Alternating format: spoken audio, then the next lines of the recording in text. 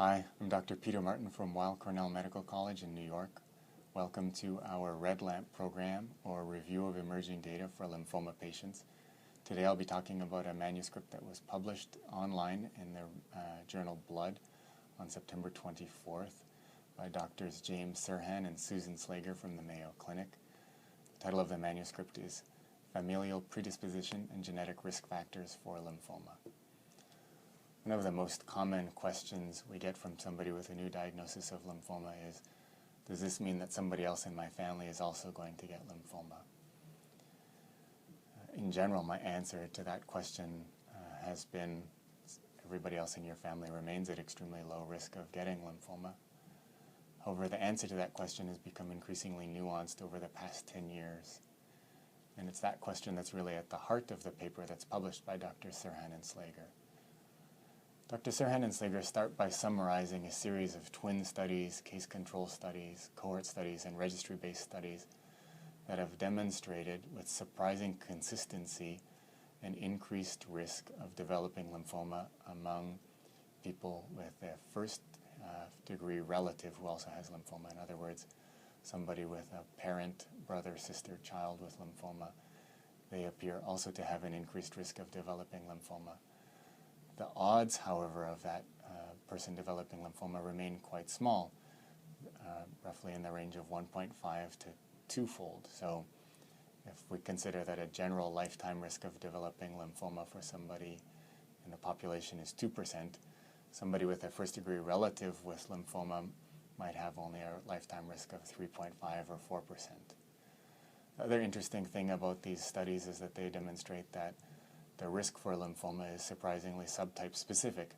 So somebody with a history of, or a family history of Hodgkin lymphoma appears to have an increased risk of developing Hodgkin lymphoma, whereas somebody with a family history of chronic lymphocytic leukemia may have an increased risk of developing chronic lymphocytic leukemia. The next thing Dr. Serhan and Slager look at are a series of clinical studies looking at specific genetic risk factors for lymphoma.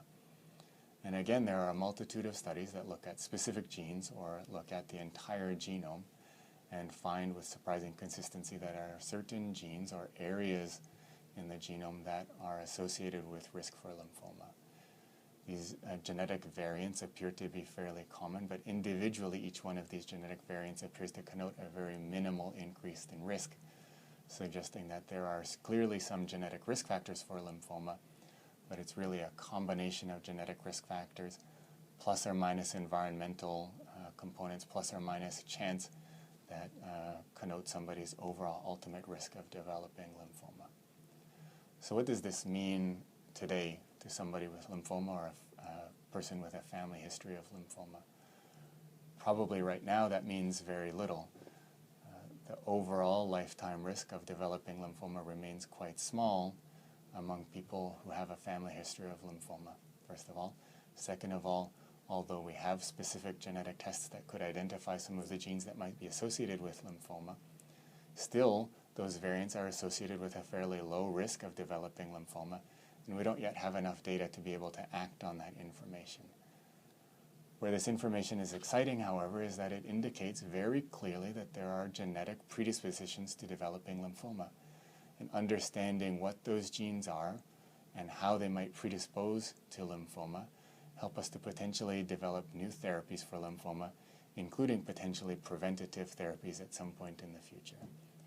The other interesting thing about this research is that it just demonstrates how much is involved.